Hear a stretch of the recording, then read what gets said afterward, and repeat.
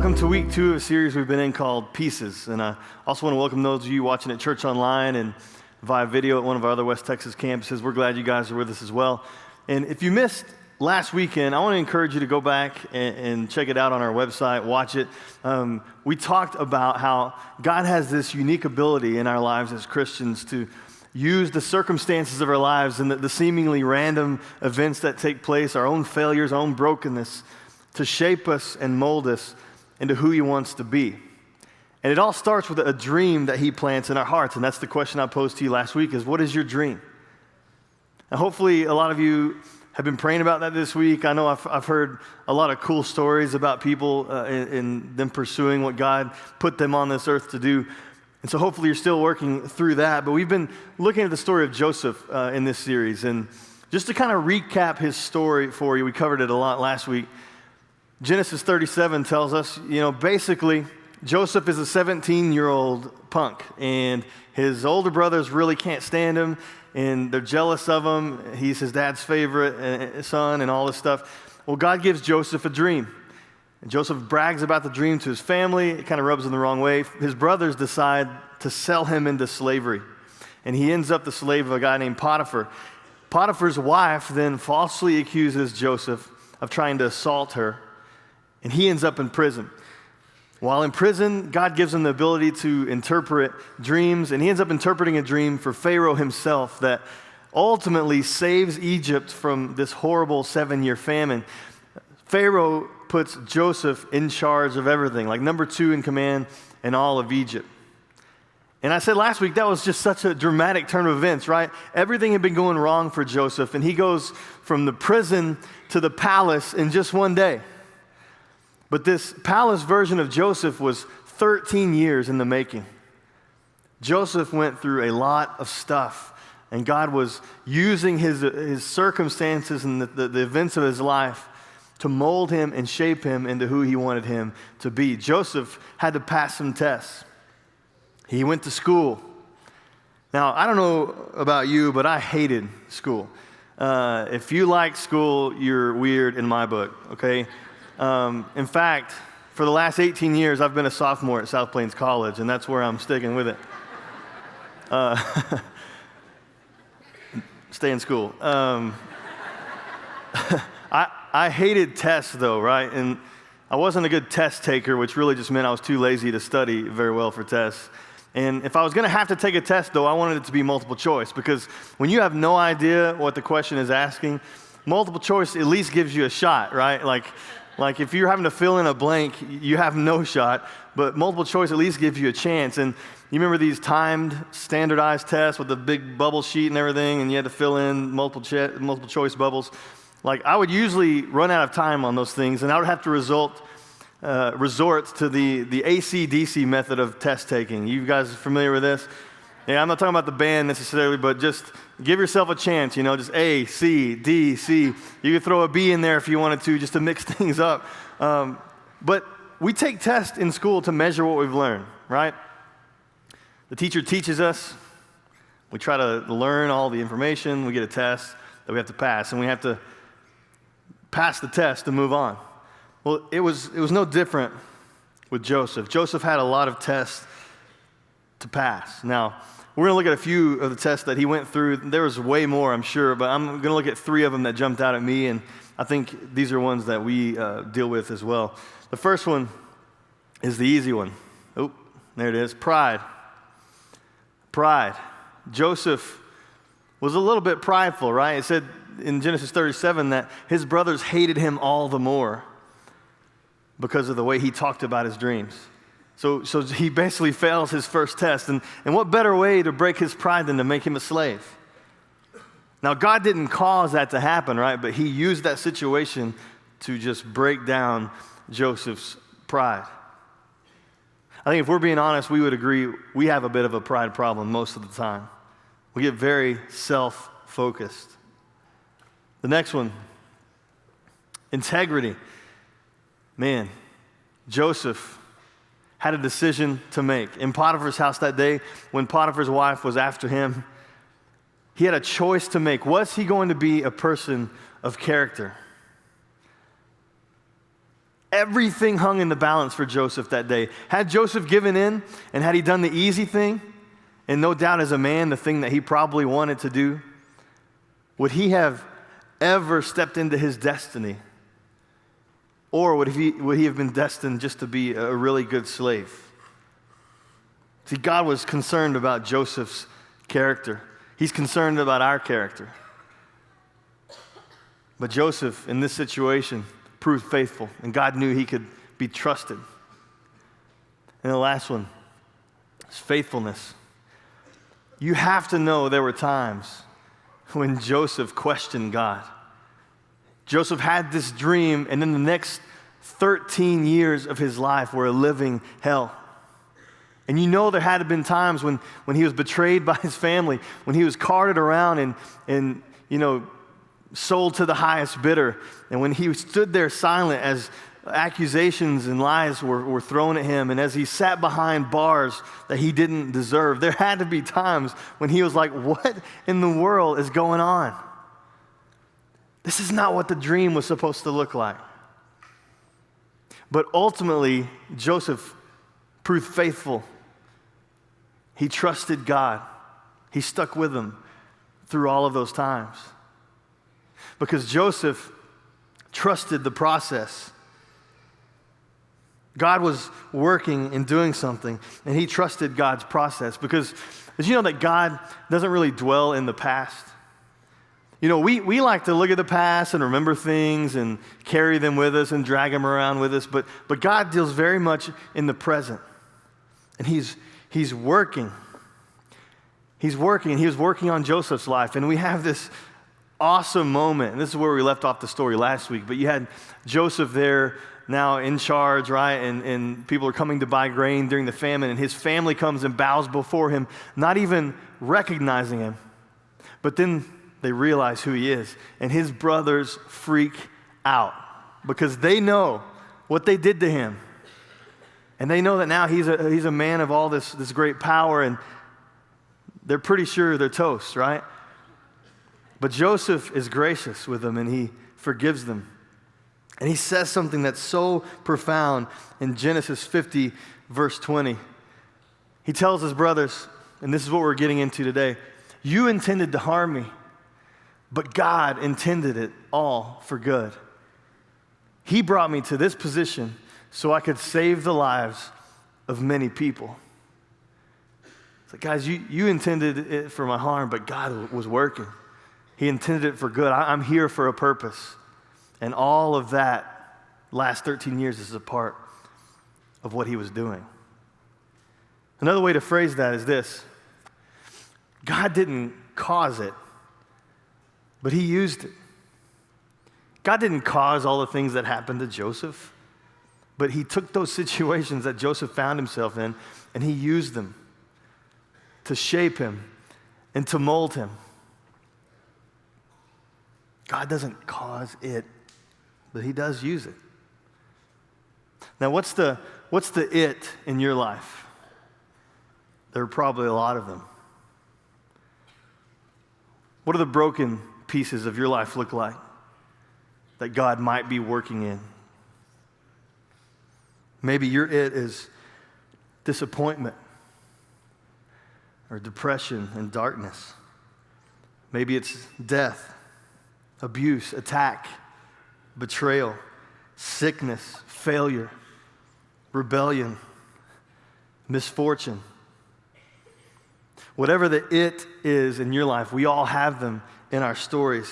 And sometimes, we pull the trigger. Sometimes they're our own fault, but sometimes they're of no fault of our own. Things that we didn't deserve. And the question is, do you trust God that he's working in your it? Romans 8, verse 28. This is Paul writing. He says, and we know that in all things God works for the good of those who love him, who have been called according to his purpose. And this isn't saying that God caused things or God was happy with this result or glad that happened to you, but he uses those circumstances for your benefit. And I think the key phrase here is the very first one, and we know. and we know. We don't always see it, but we have to know it. You can go to the next slide. And we know what? In all things, God works.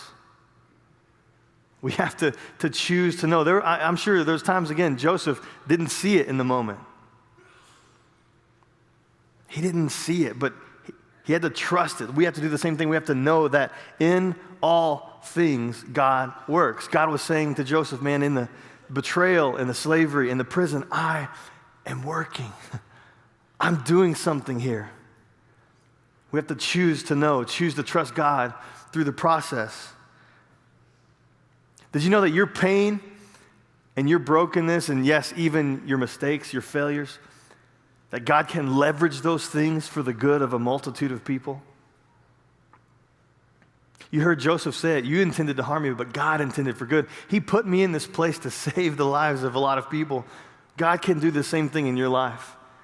He can leverage your pain, your brokenness for the good of a multitude of people. And there is nothing that can stop him from accomplishing his purpose in you. There's nothing in your past. There's no mistake too great. There's nothing that you've done, nothing that's happened to you. There's not too much brokenness to where God can't use those things and accomplish his purpose in your life, except for one thing, and that's you. See, what tends to happen when we find ourselves in the position that Joseph was in, when our lives are broken, we make it all about ourselves. We kind of turn inwardly, make it all about us and our circumstances and what happened to us. And what happens when we do that is we get angry, right? We get bitter. We want to get even. Maybe we want to try to drink our way through it. We play the victim, but God's saying, man, it's so much bigger than you. It's not just about you. I think God is telling us, man, if you'll just kind of open your hands and say, you know what? This isn't all about me. This is about a loving God that wants to save the world, and he wants to use me to do it. And there's no one that knows this better than Jesus Christ himself. Here you had a man that was completely perfect in every way, without blemish or fault, never sinned. And yet he was lied about, falsely accused. He was spit on and beaten and humiliated and mocked, tortured, whipped. He was nailed to a cross, murdered without cause. But see, what Satan intended for evil, God intended for good. God had a plan to leverage Jesus' pain and brokenness to benefit a multitude of people. Because it was God's plan that Jesus become the sacrifice, the perfect sacrifice, once and for all, for the sins of all of mankind. But trusting God through that process and following God's plan meant Jesus had to go through some horrific things, but it was all for a purpose, and it was because he loved us so much that he wanted a relationship with us. And listen to me. Now we have the opportunity to benefit from his sacrifice, to trust what Jesus did for us, to accept the forgiveness he's offering us, to make Jesus Lord of our lives and start a relationship with him. And if you haven't done that today, I'm pleading with you, don't leave this place until you do. Because he has such great plans for your life. He's working in your brokenness even now. He led you here and now to this time in this place to meet you here so that your eyes would be open to him, your heart would be open to him, because he has a plan for your life. And it starts today.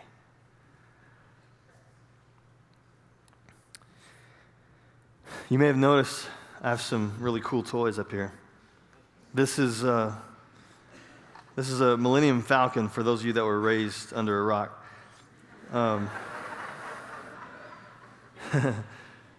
it's a Lego Millennium Falcon. I mean, it opens up, there's everything inside that's supposed to be there. It's pretty amazing. But it's cool and everything, but you have no idea what it took to get it here. Like, my father-in-law bought this for Xander, my 6-year-old, for his birthday, and 150 pages of instructions to put this together.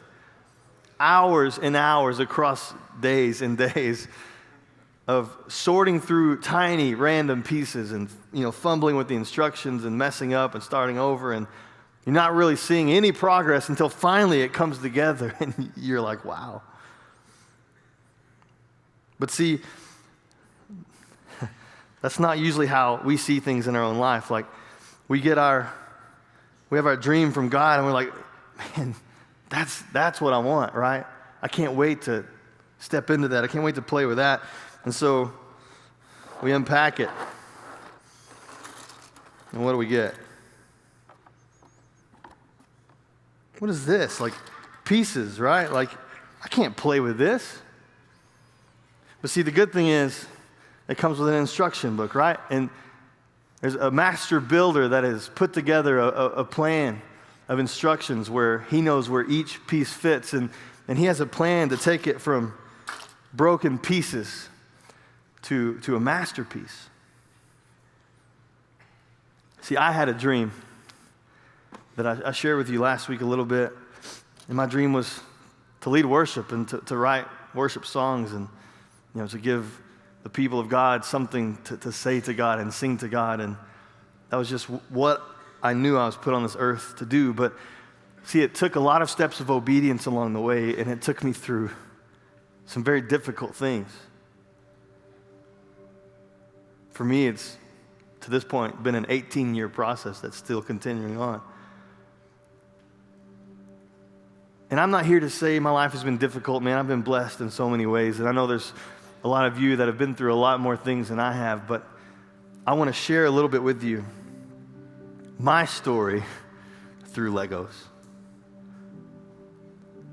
and how I had to trust the master builder. See, I had a dream to lead worship. And so at 19, I took a volunteer position at a tiny church here in town.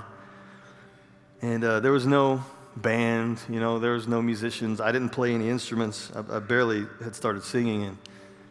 But I took a step of obedience. And I led worship to cassette tapes. We hit play on the tape and we sang, and that's how I led worship. And through that, God was teaching me to try something new and to be obedient even before I felt like I was qualified, even before I felt ready. I got married at the age of 20. I took a job at a call center for a wireless company, and I hated it. But for a year, I did it. But one day, I got fired because I was being lazy. God was teaching me that laziness doesn't pay off. And he was also teaching me to trust God with my finances, because I went a full month without a paycheck, but with what little we were making from Jennifer's part-time jobs, we decided to stay faithful and to continue to give and tithe. And God worked in some miraculous ways, and we didn't miss a single payment on a bill. He was teaching me a very valuable lesson, that he could be trusted with the money that he's entrusted to me. I'll never forget that. In 2001, as newlyweds, Jennifer and I moved to San Antonio, a huge city away from home. It was difficult. We took our first full-time ministry position at a church there.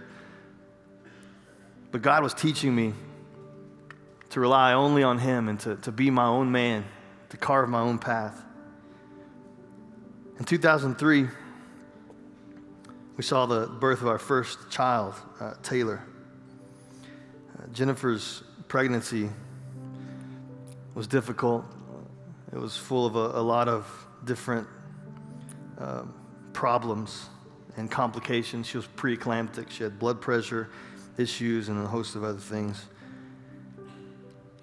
And they admitted her to the hospital way before it was time, and we spent 6 days in a dark, quiet labor and delivery room until finally they had to induce and deliver Taylor. And she was born 5 weeks early, 4 pounds and 11 ounces, but She was beautiful, perfectly healthy.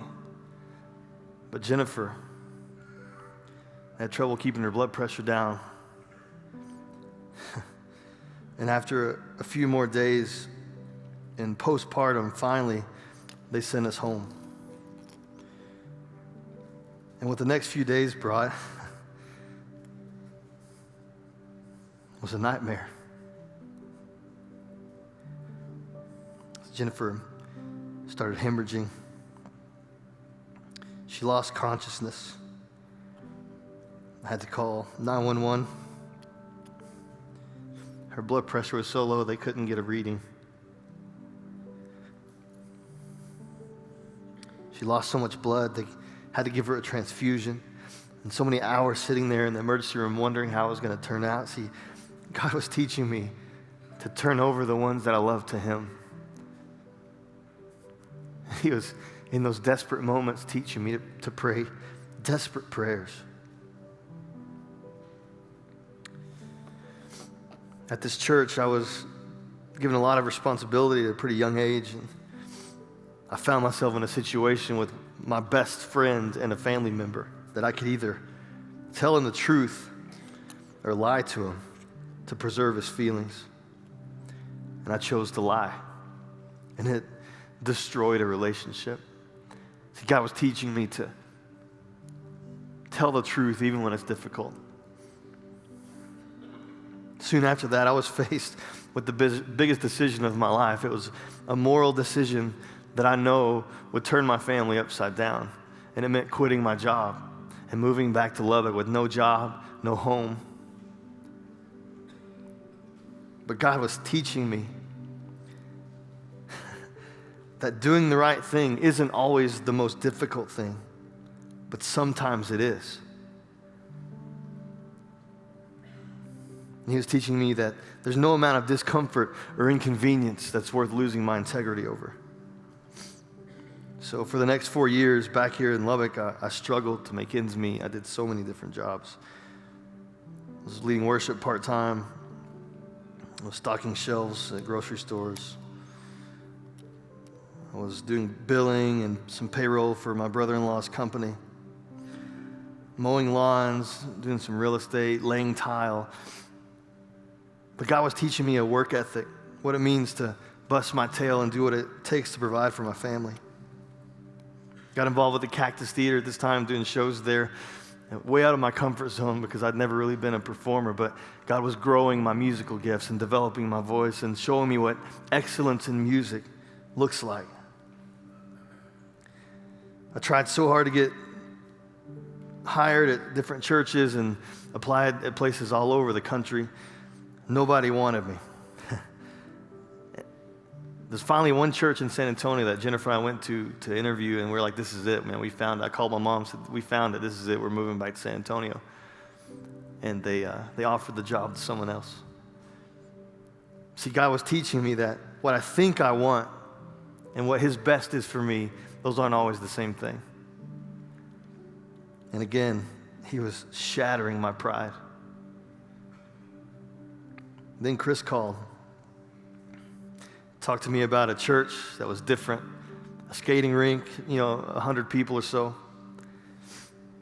And I had a moment where God spoke to me so clearly, more clearly than He ever had before and ever has since. He was teaching me to be obedient and to step into something new, even when the future is uncertain. So I took the job, and as the church grew, I grew. Got involved with a lot of different LTGs, made some friends. And there came a point in time where some of our closest friends, Jennifer and I's closest friends, betrayed us. And they lied to us, took advantage of us in the worst possible way. It's the most difficult thing we've ever been through as a couple. But God was teaching me that to do ministry, you have to let people into your lives, even though you risk getting hurt. And that ultimately, God is the only one that won't let us down.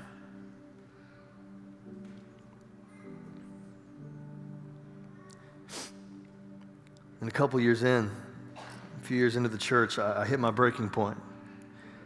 I had a moment at Monday night prayer where it's like the previous few years of struggle and church growth and just pressure, it all hit me at once, and it broke me. I started crying. I couldn't stop.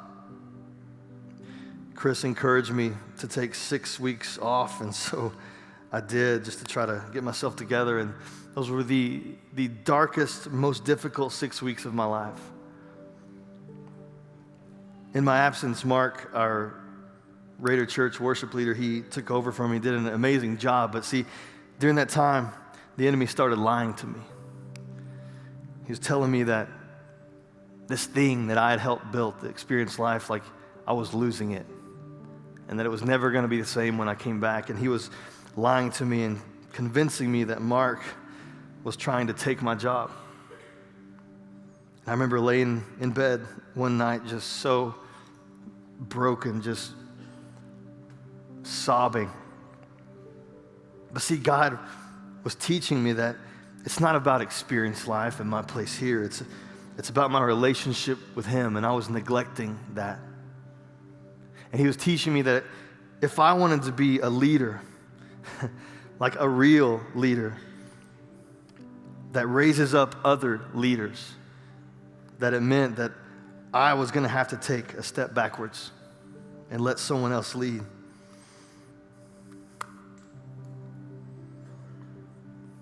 See, the master builder in my life had a plan. You know, he knew what he was doing. In the moment and through the years, I couldn't see it. You know, all I could see was my own brokenness and my own circumstances and a lot of questioning God, but God had a plan. What Satan intended for evil, He intended for good. He didn't cause it, but He used it. It was all for a purpose. See, my past doesn't define me. My past prepared me for what God wanted to do through me. And He wants to do the same for you. Look back at your life, the things that have happened to you, all the it's in your life, your brokenness, your misfortune. What is God trying to do in you? What is He preparing you for? Maybe He wants to leverage your pain and brokenness for the good of a multitude of people. Are you learning? Are you growing? Or are you hitting the same wall over and over and over again because you're not learning? You're not growing through it. The bottom line is this. You have to trust the master builder. He has a plan to take your brokenness, your broken pieces, and turn it into a masterpiece. If you'll let Him, if you'll realize it's not all about you, it's about what He wants to do through you. And so as we wrap up this series, I want to leave you with one more thought. Our past doesn't define us. It prepares us for what He wants to do through us. We need a perspective change here. We let our past define us way too much. You've let your past define you. You've let your past put a label on you.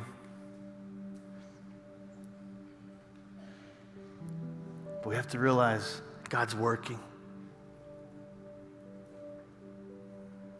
Your past doesn't define you. It's preparing you for what God wants to do through you. Only God, the master builder, can take your pieces and turn them into a masterpiece. Would you pray with me? God, you're so amazing. And God, I ask that if there's some of us, and it's probably been all of us at times, that have made it all about us and we've gotten angry and stuck, God, forgive us for that. And we want to learn through our brokenness and grow through the tests that we face in life, God. And we want to end up in our destiny where you want us to be. We know you have plans for us, and that's where we want to be, God. So I pray that if we're going through something difficult, that you would help us to know that we know that we know that we know that in all things you are working. You didn't cause it, but you're using it. God, we love you so much. In your name, amen. Thanks for checking out one of our messages today. For more information about our church or to watch other messages, you can go to our website at experiencelifenow.com. Let us know if we can serve you in any way, and we hope to see you real soon.